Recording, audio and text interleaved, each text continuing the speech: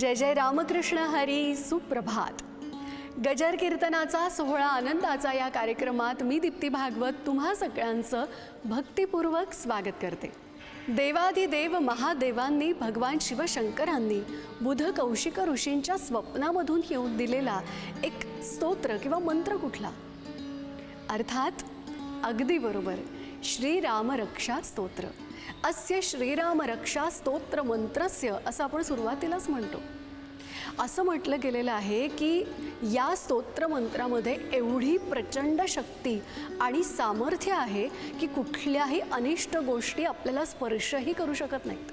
नित्य नियमाने जे कोणी रामरक्षा म्हणतात त्यांच्या भोवती असं एक सुरक्षा कवच तयार होतं की ज्याला भेदून छेदून जाणं कुणालाही शक्य नाही. श्रीरामचंद्र चरणौ मनसा स्मरामि, श्रीरामचंद्र चरणौ वचसा गृणामि, श्रीरामचंद्र चरणौ शिरसा नमामि, श्रीरामचंद्र चरणौ शरणं प्रपद्ये.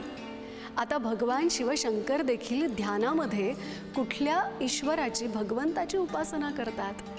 अर्थात राम नामाचा उच्चार ते सातत्यानं घेतात. आता शिवशंकरांच्या आरतीमध्ये देखील म्हटलेलंच आहे, शतकोटीचे बीज वाचे उच्चारी, रघुकुल तिळक रामदासा अंतरी, जय देव जय श्री शंकरा. भगवान शिवशंकरांची उपासना सध्या आपण आपल्या कार्यक्रमाच्या मंचावरून कथेच्या रूपात करतोय. शिवमहापुराण कथेचा आजचा भाग आपण लगेचच सुरू करूया. कथाकार म्हणून आपल्याबरोबर आहेत धर्माचार्य ॲडव्होकेट हरिभक्तिपरायण शंकर महाराज शेवाळे.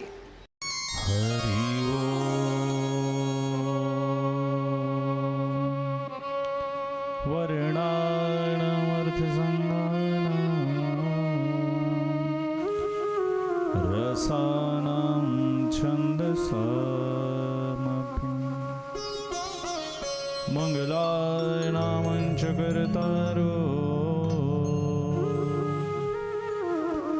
वन्दे वाणी विनायको छविललितकमलकोटिसं नवनीलाम्बरधारिणी शशिवलिनकञ्जविलोचने श्रीचन्द्रिका मृदुहासिनी आनन्दघनगोविन्दमन मन्दिरानन्यनिवासिनी घनश्याम सहित चातिर्की घनश्याम हिता मोजने कर्पूर गौरं करुणावतारं संसार सारं भुजगेन्द्रहारं सदा वसन्तं हृदयाविरन्दे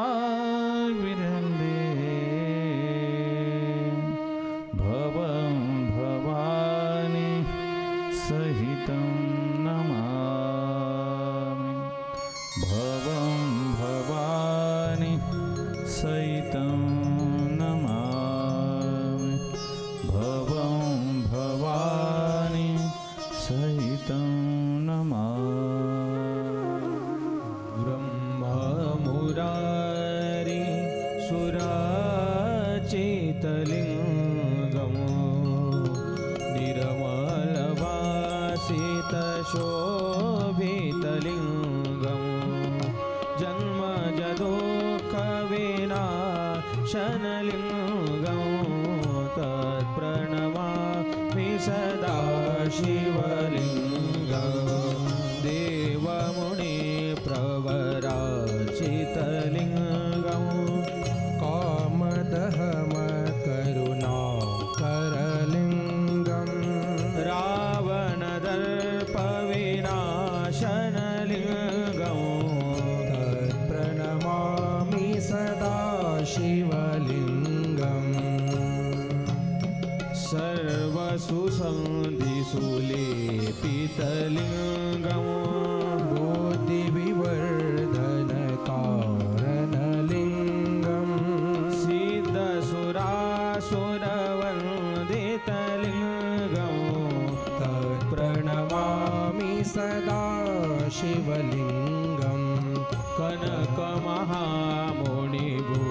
शीतलिङ्गं फलिपतिवेष्टितशोभितलिङ्गं दक्षसुयाज्ञविनाशनलिङ्गं तत्प्रणमामि सदा शिवलिङ्गम् कुङ्कुमचन्दनलेपितलिङ्गं पङ्कजहार सुशोभितलिङ्गम् सचित्रपापविनाशनलिङ्गं तत्प्रणमामि सदा शिवलिङ्गम् देवगणार्चितसेवितलिङ्गं भार्विभक्तिभिरेव च लिङ्गम् दिनकरकोटिप्रभाकरलिङ्गं तत्प्रणमामि सदा शिवलिङ्गम् अष्टोदलोपरिवेष्टितलिङ्गं सर्वसमोदवकारणलिङ्गम् अष्टदरिद्रविनाशनलिङ्गं तत्प्रणमामि सदा शिवलिङ्गम् सुरगुरुसुरवरपूजितलिङ्गं सुरवणपुष्पसदार्चितलिङ्गम् परात्परं परमात्मकलिङ्गं तत्प्रणमामि सदा शिवलिङ्गम् तत्प्रणमामि सदा शिवलिङ्गम् तत्प्रणमामि सदा शिवलिङ्गम् हर हर महादेव भगवान की जय आनंद की जय। श्री शिव महापुराण कथा शिव भक्तांना शिव तत्वापर्यंत घेऊन जाणारे श्री शिव महापुराण कथा अंतकरणमध्ये परमशिवाची भक्ती वाढवणारी श्री शिव महापुराण कथा महेश्वरांचा अतर्क्य आणि अगाध महिमा सांगणारी तापलेल्या जीवाला शांती देणारी शिव महापुराण कथा जीवनाच्या वजाबाकीचं गणित शिव महापुराण कथा भक्तीचं जाज्वल्य सांगणारी शिव महापुराण कथा आपण श्रवण करत आहात।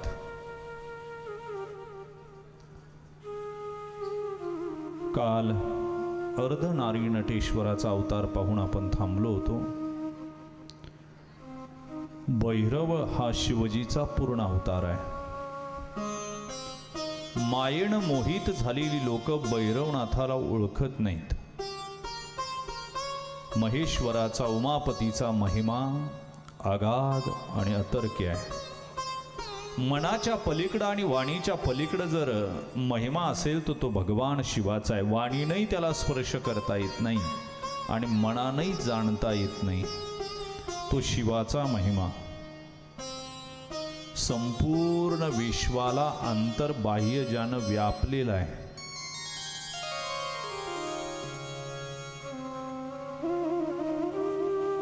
प्रत्यक्ष ब्रह्मदेव आणि भगवान विष्णू सुद्धा शिवाबद्दल जाणत नाहीत।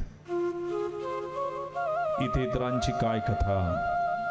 एक दिवस काय झालं, ब्रह्माजी सुमेरू पर्वतावर मनोहर शिखरावर निवांत बसले होते। हा सुमेरू पर्वत अतिशय तपोबलाच्या साधनेने युक्त, नयन रम्य परिसर, उंच शिखरावर ब्रह्माजी आज निवांत बसलेले। तेव्हा देव आणि श्रेष्ठ ऋषी हे ब्रह्मदेवाच्या भेटीला गेले। त्यांनी नमस्कार केला आणि ब्रह्मदेवाला विचारलं, ब्रह्मन, अविनाशी तत्व या जगामध्ये काय ज्याचा विनाश होत नाही? अप्रतपापम, विजिरो, विशको, विमृत्यू, अधिघसो, पूर्णकाम, सत्य संकल्प, असा जो परमात्मा आहे, तर त्याचं ज्ञान ते जाणून घेण्यासाठी आम्ही तुमच्याकडे आलोय। कृपा करून त्याविषयी आम्हाला काही सांगा. तेव्हा शिवमायेने मोहित झालेले ब्रह्माजी देवांना आणि ऋषींना सांगतात, मी परम आणि अविनाशी तत्व तुम्हाला विशद करून सांगतो, लक्ष देऊन ऐका. या जगामध्ये परम आणि अविनाशी तत्व फक्त मीच आहे.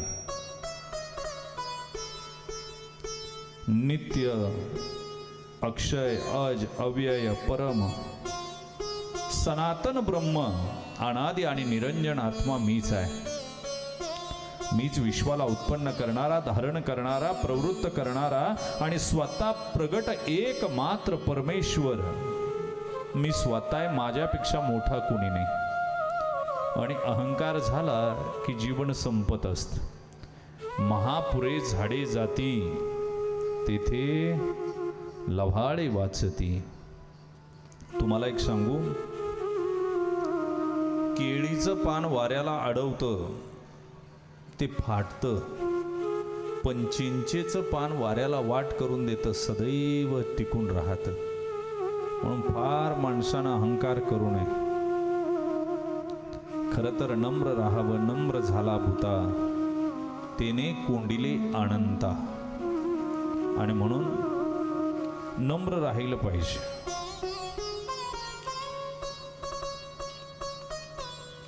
ब्रह्मदेवाला अहंकार झाला.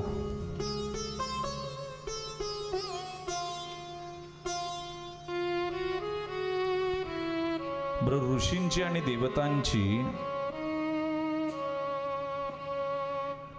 श्रद्धा होती भगवान ब्रह्मदेवावर. आता श्रद्धा वेगळी, अंधश्रद्धा वेगळी, अश्रद्धा वेगळी आणि अटल श्रद्धा वेगळी. 4 प्रकारे श्रद्धेची.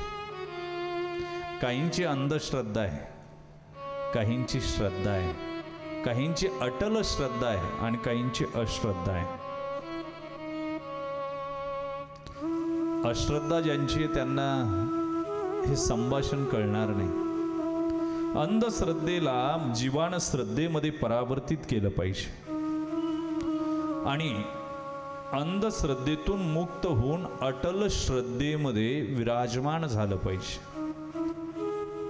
देवावर आमची श्रद्धा आहे यात संशय नाही. अश्रद्धा असती तर या मंडपात कुणीच दिसलं नसतं. इथं जेवढी लोक आज कथेला दिसतात ही सगळी धर्मासाठी जोडलेली आहेत. या सगळ्यांचा धर्मावर, शिव तत्वावर विश्वास आहे, यात संशय नाही. परंतु प्रत्येकानं इथं बसल्यानं अश्रद्धेतून बाहेर पडून आपली श्रद्धा तपासली पाहिजे.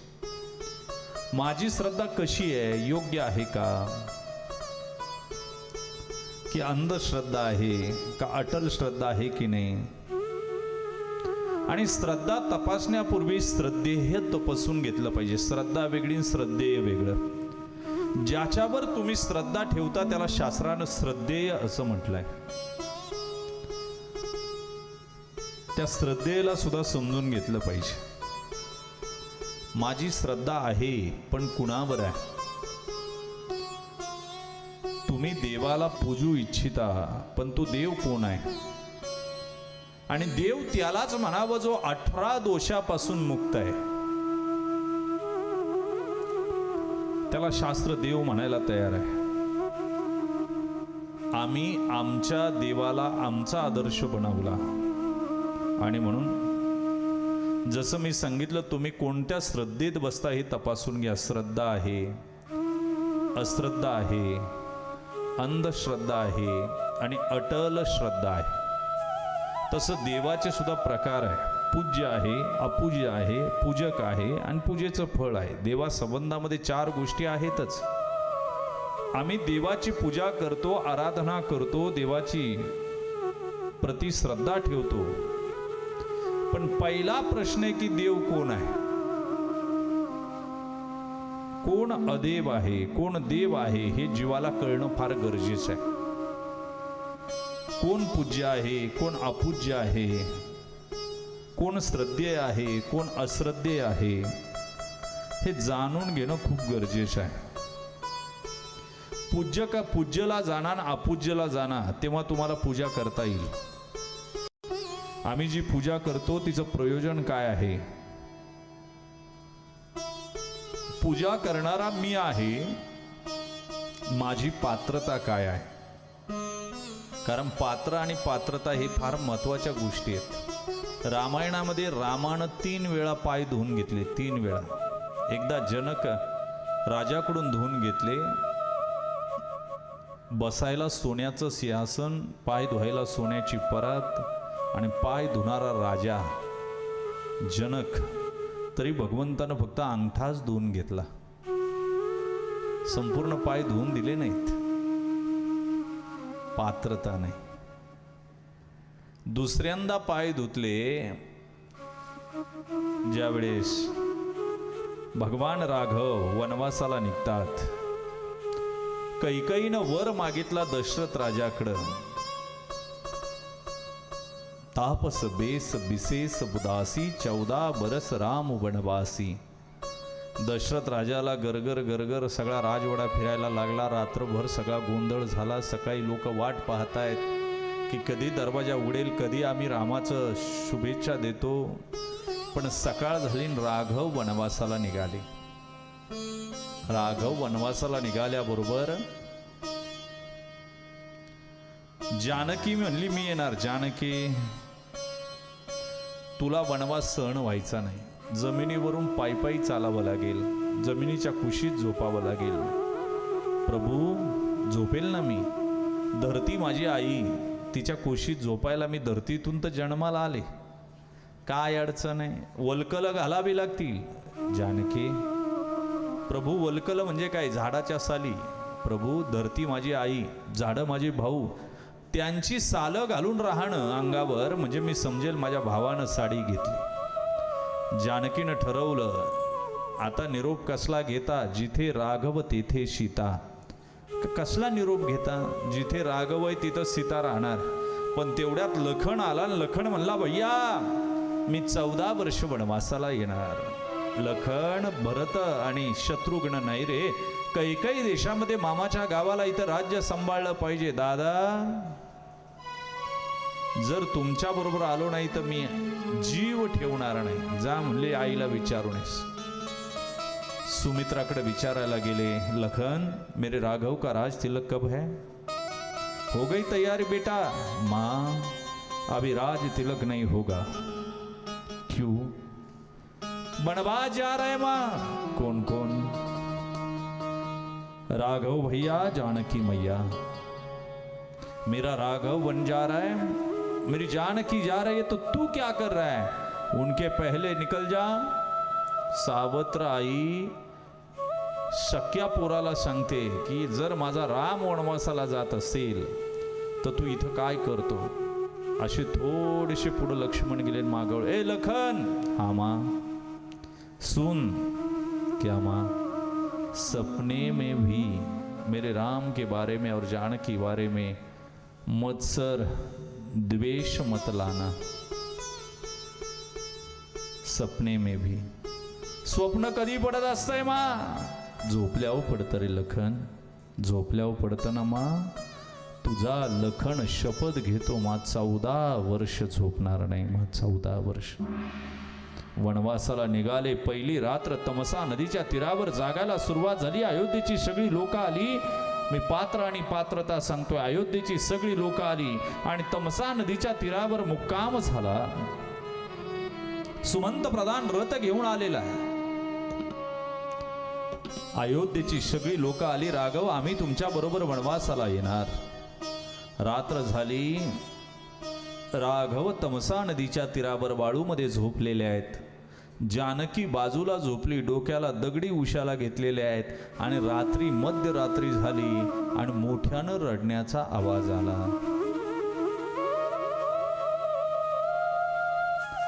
सुमंत प्रधान खाली उतरले. जाग आली. कोण रडतंय? पाहिलं तर लक्ष्मण रडतंय. लखन. आई बाबांची आठवण येते? नहीं बाबा. महाराज की याद आ रही है? नहीं बाबा. कौशल्या माँ, सुमित्रा माँ की याद? नहीं बाबा. अवध की याद आवे? नहीं बाबा। फिर क्यों रोते हो लखन? लखन बोलू लागला, रडू लागला, बाबा मेरे माँ बाप ऐसे जमीन पे सोए हुए मैं देख नहीं सकता.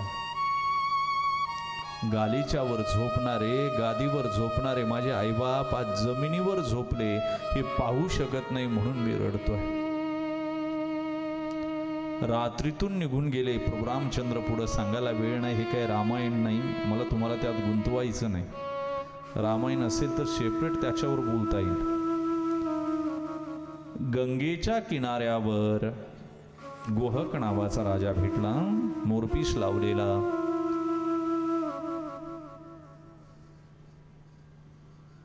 लंगोटी लावलेली, तीर कामछा गळ्या खांद्याला, आणि त्यानं राघवाचं स्वागत केलं. आणि प्रभू रामचंद्राच्या रात्रभर तिथं राहिले. सकाळी वटक्षीर मागवलं आणि निघायची तयारी केली. गंगेमध्ये नाव कुणाची नाही, मांगी नाव प्रभू. प्रभूनं नाव मागितली पण नाव नाही, एकच नाव दिसते अशी लांब. त्यावेळी त्या गोहकानं केवटाला आवाज दिला, केवट आया सरकार आया. वल्ले मारीत मारीत मारीत मारीत केवट आला. सजवलेली नाव. केवटाला आनंद झाला. पहचानतो इने? महाराज कोण नाही पहचानता इने. ये तो रघुकुल वंशज दशरथ पुत्र रघुनंदन राघव. ये लखन भैया और मैया सीता मैया. इनको उस तरफ छोड़ना है, पलीकडे सोडायचे, जमायचं नाही का? माझ्या आईनं सांगितलं यांचे पाय लागल्याबरोबर दगडाची बाई झाली. छुवत सिला भई नारी सुहानी. अरे केवटा, त्या दगडाची बाई होण्याचा तुझा काय संबंध आहे? नाही कसा महाराज, जर यांचे पाय माझ्या होडीला लागले आणि जर होडीची बाई झाली तर घरी एक तिलाच सांभाळायची माझी पंचायत. हिला कसं सांभाळू? मग काय करावं लागेल? पाय धुवावे लागतील. लखन चलो पाव धोलो. प्रभू ऐसा नहीं चलेगा. तुम्ही पाय धुतले ने एखादा कण राहिला झालीच बाई तर कुठं गोंधळ? पाय आम्ही धुणार, माझी बायकोन मी. पाय धुवायला नेलं. झोपडीच्या बाहेर प्रभू जानकी मैया लखन भैया उभे आहेत आणि अर्धा तास केवटन त्याची आईन बायको चर्चा करते. कुठं? आतमध्ये. काय चर्चा चालू आहे माहिती आहे? भगवंताचे पाय धुवायला पात्रच नाही, सोन्याचं नाही, चांदीचं नाही. पाय धुवायचे कशात? आपल्याकडं पात्र आहेत पण पात्रता नाही. मला एवढंच सांगायचं होतं. आपल्याकडं सोन्याची पात्र आहे पण देवाचे पाय धुण्याची पात्रता नाही. त्यांच्याकडं पात्र नाही, केवटाकडं पण पाय धुण्याची पात्रता आहे. मला सांगा, केवटाची आई बुद्धिवान. केवटाची आई म्हणते, बाळा आपल्याकडं सोन्याची परात नाही, चांदीची नाही, आणि काळजी करू नको. सोन्याच्या परातीत जरी पाय धुतल्यास तरी पाणी निथळून गेलं असतं, चांदीच्या परातीतून पाणी निथळून गेलं असतं. पण आपल्याकडे एक लाकडाची काठवट आहे, त्याच्यात पाय धु म्हणजे राघवाचे पायाचं पाणी त्यात मुरेल. आणि तुझी बायको जेव्हा जेव्हा स्वयंपाक करेल त्यावेळी भगवंताच्या पायाचे रजकण आपल्या पोटात जातील. काय होईल? काय असेल? भगवंतानं पाय धुतले. पाय धुवायला लाकडाची काठवट, संपूर्ण पाय धुवून दिले आणि शिवाय केवटाच्या मस्तकावर हात ठेवला.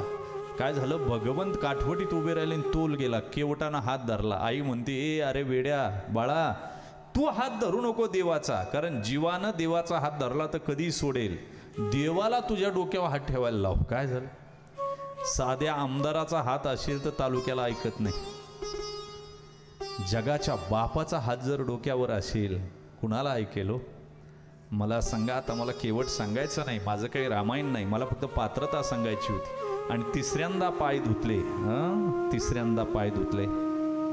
जे मातंग ऋषी गेल्याच्या नंतर रात्रंदिवस जिनं फक्त रामाची वाट पाहिली.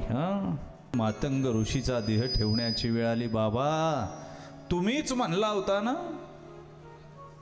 की देव येऊन तुला भेट देतील. शबरे, यात यतकिंचित संदेह मानू नको. राघव याच ठिकाणी येऊन तुला दर्शन देतील. फक्त एकच काम कर, ठाईच वैसोनी करा एकचित्त, अवडी अनंत अळवावा. राघव आणि लखन भैया त्या दंडकारण्यापासून निघालेले सीता शोध करत करत आणि त्यावेळेस तहान लागली. लखन, हा दादा, प्यास लगी रे मुझे, अभी जल लेके आता हूं. पाणी आणण्यासाठी गेला. एक झोपडी दिसली. संन्यास वेश धारण केलेली म्हातारी उमऱ्यात बसलेली आहे, पण वाट पाहते कुणाची तरी सारखी. रामा रामा रटते रटते बीती रे उमरिया. दिवस उगवायचा आशेचा किरण घेऊन, मावळायचा निराशा देऊन. जोपर्यंत चालता येत होतं तोपर्यंत जावं, गोड गोड बोर माझ्या राघवासाठी आणावी, सडा समर्जन करावा, फुलांची रांगोळी काढावी, वाट पाहत बसावी. सूर्य मावळला की डोळ्यातून 2 थेंब अश्रू गळावे, फाटलेल्या वस्त्राच्या पदरांच्या त्या साडीच्या पदरानं डोळे पुसावेत आणि पुन्हा झोपावती सकाळची आशा घेऊन, उद्या तरी राघव येतील. पण आज मात्र कोण पुण्य कोणा गाठी, होय ऐशियांची भेटी. राघव आज पाणी मागतायत. लखन पाणी शोधत निघाला. झोपडी मिळाली शबरी मातेची. केसांचा झाप वाढलेला, नाकाची चुंबळ झालेली, अंगावरची साडी जीर्ण झालेली, डोळे किलकिले झालेले. रस्त्याकडे आस लावून पाहते. लखन भैया तिथं पोचला. ए मा, जल चाहिए, घे बाबा तुझ्या हातानं. पाणी पाहिजे आई, तुझ्या हातानं घे. ए आई, तुला माहिती नाही काय, संन्याशाची कपडे घातली, दुसऱ्याच्या घरात गेल्यावर बसायला घेतल्याशिवाय बसू नये, दुसऱ्याच्या घराच्या वस्तूंना हात लावू नये, हे तुला माहित नाही काय? मला सगळं माहिती रे बाबा. मग दे ना पाणी तुझ्या हातानं. दिलंही असतं रे, पण तुला पाणी द्यायला उठले आणि माझा राम जर निघून गेला तर. लक्ष्मणाच्या डोळ्यात पाणी आलं. ए मा, ज्या राघवाची, ज्या रामाची वाट पाहते ना, त्या रामासाठीच पाणी पाहिजे. माझा राम आला, माझा राम आला, माझा राम आला, माझा राम आला. लडखडतं शरीर घेऊन शबरी माता उठली. एक हात लक्ष्मणाच्या खांद्यावर, दुसऱ्या हातामध्ये कमंडलू आणि राघवापर्यंत गेली. पायावर पाणी घातलं, फाटलेल्या साडीच्या पदरानं पाय पुसले आणि प्रभू रामचंद्राला मिठी मारली. शबरीनं प्यायला आणलेलं पाणी राघवाला दिलं. राघव पाणी प्याले, पण घरी घेऊन आली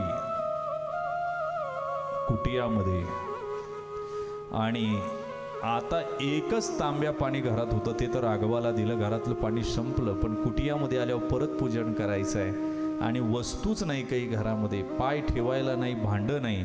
शेवटी शबरीनं हात पुढं केले आणि त्यावर राघवानं पाय ठेवले आणि इतकी रडली, इतकी रडली, इतकी रडली. अश्रूंनी प्रभूचे पाय धुतले. रामायणामध्ये 3 वेळा प्रभूचे पाय धुतलेले आहेत. मी पात्रता सांगत होतो, या विषयावर बोलत होतो. म्हणून पूज्य, अपूज्य, पूजक आणि पूजेचं फळ काय असतं याचं चिंतन मी मांडून गेलो. या ब्रह्मदेवाकडे सगळेजण आले आणि ब्रह्माला विचारलं, अविनाशी तत्व या जगातलं काय आहे? ब्रह्मदेवानं अहंकारानं सांगितलं, मीच आहे. जे जे मी म्हणतात ना, त्यांची अवस्था काय होते मी सांगितलं. केळीचं पान वाऱ्याला अडवतं, मध्येच फाटतं, पण चिंचेचं पान लवलव करतं, वाऱ्याला वाट करून देतं, चिरकाल टिकतं ते.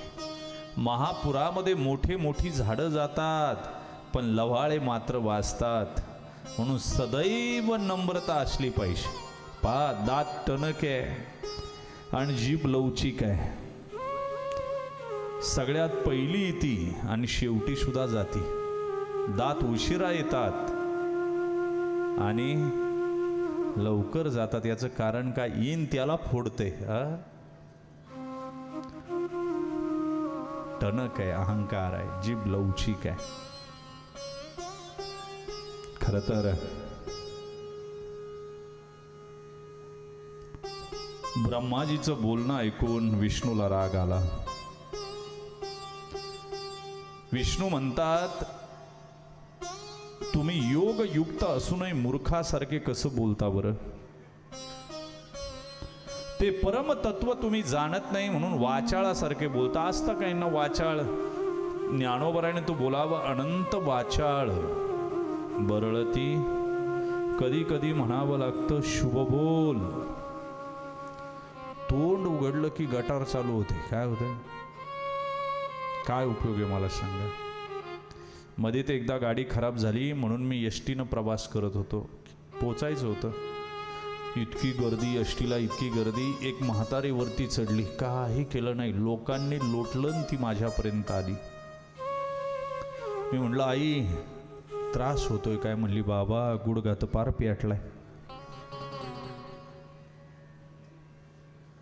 मी म्हणलं, मग घरी थांबायस? नाही, आले म्हणली, एसटीला आग लागली. मी म्हणलं, कुठं आग लागली? मी मागून वळाय. जास्त त्रास होतोय म्हणली, गुडघा पार पेटला.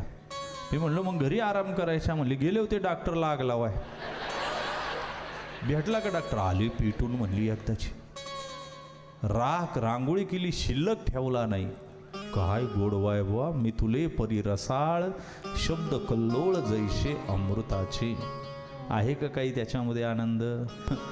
कधी कधी खूप अवघड असते. लोक अनंत वाचाळ लोक आहेत, काय बोलावं कळत नाही हो. शेतकऱ्याच्या मुलीचं लग्न आहे. शेतकरी जगला पाहिजे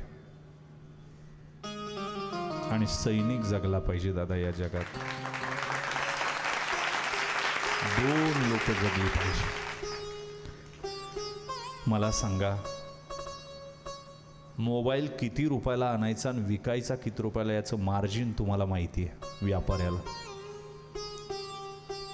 कपडा आणायचा किती रुपयाला, विकायचा किती रुपयाला, ठरलेली प्राइस आहे, मार्जिन माहिती आहे. बिचाऱ्या शेतकऱ्याला, जगाच्या पोशिंद्याला बियाणं काय भावानं आणायचं माहिती आहे, खतं काय भावानं आणायची माहिती आहे, औषधं काय भावानं माहिती आहे, पण माल काय भावानं जाणार हे मात्र माहिती नाही. किती अवघड आहे मला सांग. शेतकरी जगला पाहिजे रे. कोरोनाच्या काळामध्ये जे एसी मधून बसून खात होते ना, त्यावेळी माझा हा बळीराजा शेतामध्ये घाम गाळत होता. त्यावेळी ही शहरातली लोक पोट भरून खात होती. वाक्य ध्यानात ठेवा. सुद्रीकेश्वराची कृपा आहे म्हणून तुम्हाला धग जाणवत नाही. पण जा कधीतरी खालच्या बाजूला रे, मराठवाडा, विदर्भ. शेतकऱ्याची अवस्था बघा. पाऊस नाही झाला, पाणी नाही झालं, भेगाळलेलं रान भुईसारखं. आभाळाक पाहत राहायचं. बैलांना घेतो, झाडाखाली बसतो, पण आभाळाकडे पाहतो. निश्चय केलेला जीवन संपवायचे. त्या मुक्या जनावराला ज्ञान आहे. मालकाच्या मनात खळबळ चालू आहे. ती जनावर म्हणतात, मालक 10 एकर अजून वखरू, 10 एकर अजून नांगरू, पण तुम्ही जीव देऊ नका मालक. आम्ही आहेत ना तुमच्या बरोबर. पण ते भेगाळलेलं रान, तापलेला सूर्य पाटील, बँकेचे लागलेले तगादे आणि निघत नसलेलं पीक, बायकोला साडी घेता आली नाही, उरामध्ये जखम आहे, एकाही सणाला वर्षभरात साडी घेता आली नाही, लिकीला पास काढून देता आला नाही शाळेचा. मनामध्ये विचार आला, बळबळती जखम वाहू लागली, झाडाला फास टांगला, गळ्याला लावला, अख्खं आयुष्य संपून घेतलं रे. बळीराजा जगला पाहिजे आणि सैनिक जगला पाहिजे, जगला पाहिजे. सियाचीन सारख्या देशामध्ये आता मध्ये पाकिस्तान भारत युद्ध झालं. लग्न होऊन 3 दिवस झालेला जवान सुद्धा आपल्या बायकोनं ओवाळून सीमेवर पाठवला. किती मोठा त्याग आहे याचा विचार करा. कोण करतो? घरात बसून भीती होती आपल्याला एखादं मिसाईल येईल, आपल्यावर पडेल. लग्न झालेले 3 दिवसाची ती माझी बहीण त्या माझ्या दादाला ओवाळून पाठवते की आधी कर्तव्य तुझं सीमेवरचं आहे. वीर पत्नीचा किती मोठा त्याग आहे. वीर बापाचा किती मोठा त्याग आहे, त्या आईचा किती मोठा त्याग आहे. सियाचीन सारख्या देशामध्ये कमरे एवढ्या बर्फात उभं राहून 20-20, 30-30 किलोचा बोजा पाठीवर ठेवून देशासाठी लढतात ना, त्यांच्यासाठी आम्ही कधीतरी कृतज्ञ असलं पाहिजे, कधीतरी कृतज्ञ असलं पाहिजे.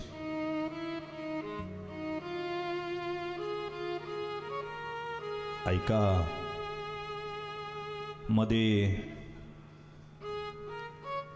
सहज मी लेह लडाखच्या बाजूला फिरायला गेलो. एक सैनिक माझ्या पुढे ATM ला पैसे काढत होता. लाईन बरीच होती, मी त्याच्या मागं उभा होतो आणि मी त्याच्या मागं उभा असल्यामुळं त्यानं ATM मधून 10 रुपये काढले.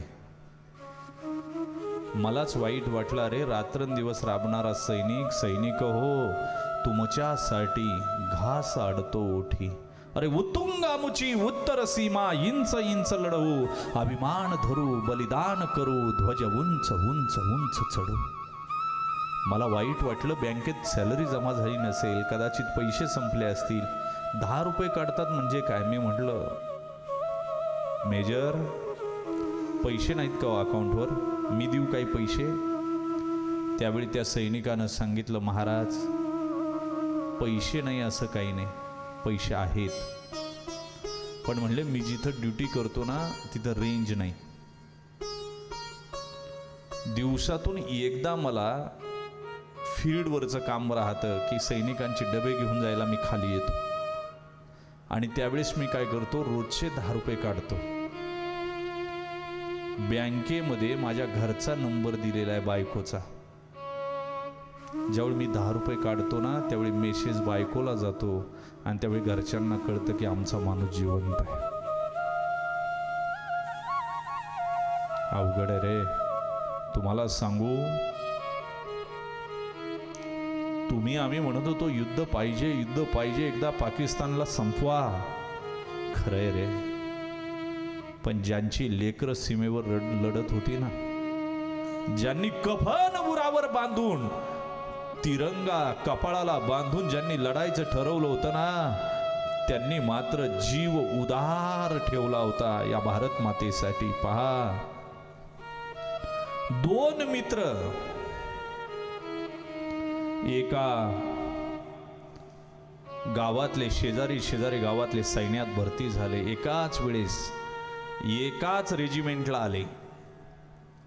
लग्न झालं, काळ सुखात चालला होता. 4-5 वर्ष निघून गेली आणि आता मुलगी झाली, 10 महिन्याची मुलगी झाली. रजा घेऊन गावाला आला, लिकीला अंगा खांद्यावर खेळू लागला. बापाचं गुडघ्याचं ऑपरेशन केलं, आईचे डोळ्याचं ऑपरेशन केलं. बायको बरोबर आनंदाने दिवस चालले होते आणि तेवढ्यात बातमी आली रेडिओला की युद्ध सदृश्य परिस्थिती तयार झाली, सगळ्या सुट्ट्या कॅन्सल केलेल्या आहेत, आपापल्या बटालियनला रिपोर्ट करावा. ज्यांच्या सुट्ट्या आहेत त्या कॅन्सल होत आहे, आपण कॅन्सल हीच ऑर्डर समजून आपण बटालियनला जॉईन व्हावं. बॅग भरायला घेतली. काळ्या चष्म्याच्या आतून बाप रडत होता, गुडघ्यामध्ये डोकं घालून आई रडत होती. दाराच्या पडद्या आडून बायको सारखी त्या नवऱ्याकडे पाहत होती आणि 10-11 वर्षाची लेक, 10-11 महिन्याची लेक बापाच्या मागून जाऊन गळ्याला मिठी मारत होती, गालाचा मुका घेत होती. आलेले अश्रू दाबले. बॅग घेऊन रेल्वे स्टेशनवर आला, बटालियनला पोहोचला. तिथून गाड्या भरल्या, तिथून बॉर्डरवर गाड्या गेल्या. युद्ध सदृश्य परिस्थिती चालू झाली. बंकरमध्ये लपून बसायचं, कधीतरी हेलिकॉप्टर यायचं, कधीतरी अन्न टाकून जायचं, पाण्याच्या बाटल्या टाकून जायच्या. बंकरमधून वर यायचं, गोळ्या झाडायच्या, परत खाली मान घ्यायची. 15 दिवस गेले. 16व्या दिवशी सकाळ झाली, सूर्यानं किरण टाकली समोरून.